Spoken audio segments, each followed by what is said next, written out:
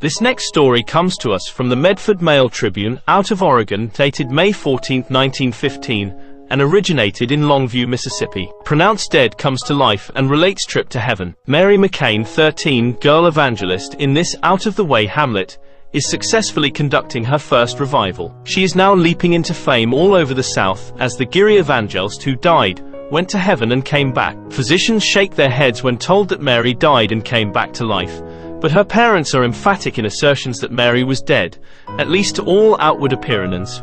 She had no pulse, her heart was not beating, and her body was cold and rigid, they declare. Indications were that she had malarial fever, they say, and when she died, her body was allowed to remain in bed at her home until the following morning, when it was to be embalmed. But Mary McCain came back to life when her grief-stricken parents entered the room the next morning. Mary complained of being cold and stiff, the parents relate, and then told them her wonderful story of the trip to heaven. The remarkable part of the case is that Mary had never been to Sunday school, never saw a Bible, her parents never owning one, and seldom heard the name of God except in a curse. Her story follows. I took awfully sick one Sunday evening at 5 o'clock and went out of my head.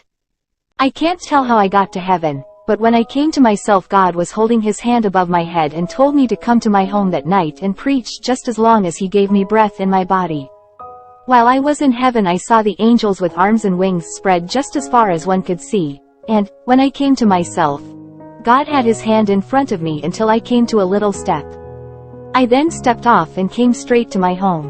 When I came to, Mother was sitting on the side of my bed, and I turned over and seemed somewhat stiff and started to tell Mother all about the angels and all things I saw in heaven. That night I went to church in Longview and started to preach, and I have been preaching ever since. Mother said the doctor told her I was dead and the Spirit of God dwelleth within my soul.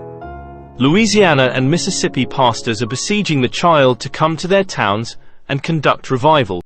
This next article comes from the Hattiesburg News, May 1, 1915. Child preacher tells story of her conversion. Mary Emma McCain, 13, again tells why she entered ministry. Special to the news. Louisville, Mississippi, May 1st Street.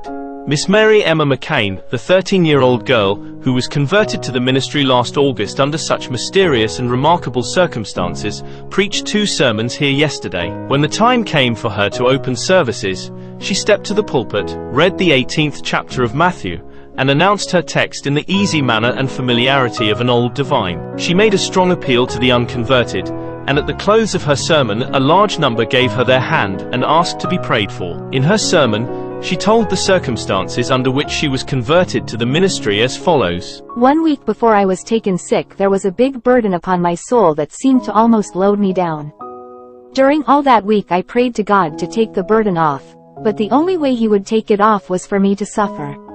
I took sick one Sunday evening at 5 o'clock and remained sick all that week and was out of my head and did not know anything until the next Saturday, just about 5 o'clock, when God called me away from this world to above. I cannot tell how I got there, but when I came to myself, God was holding his hand about 2 inches from my head and told me to come to my home that night at 8 o'clock and to preach John 1st and 2nd chapter, and also told me to preach just as long as he gave me breath in my body. He told me there would be people who would laugh and scorn at me, but to pray for them, and I think I have taken God's advice. While I was in heaven, I saw the angels with arms and wings spread just as far as one could see, and God had his hand in front of me until I came to a little step, and then I stepped off and came right straight to my home, and did not lose any time. When I came to myself, Mother was sitting on the side of my bed, and I turned over and seemed somewhat stiff and started to tell Mother all about the angels and the things I saw while I was in heaven. While I was telling her, I got happy and rose from bed and shouted. That night at 8 o'clock I preached and have been preaching ever since. Mother had given me up as dead and had not the least idea that I would live.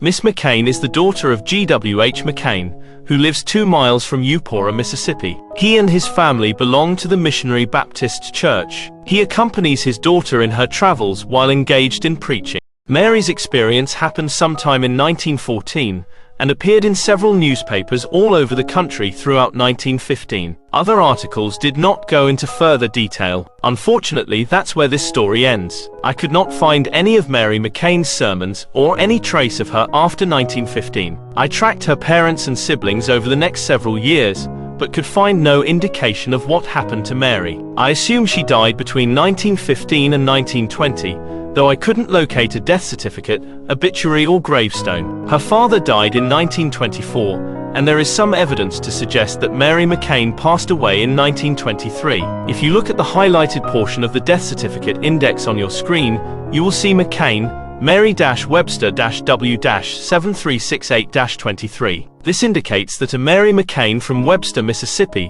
which is the county in which Eupora is located, and Mary lived, was a white female who died in 1923. As always, leave any and all comments below and don't forget to hit that like and subscribe button.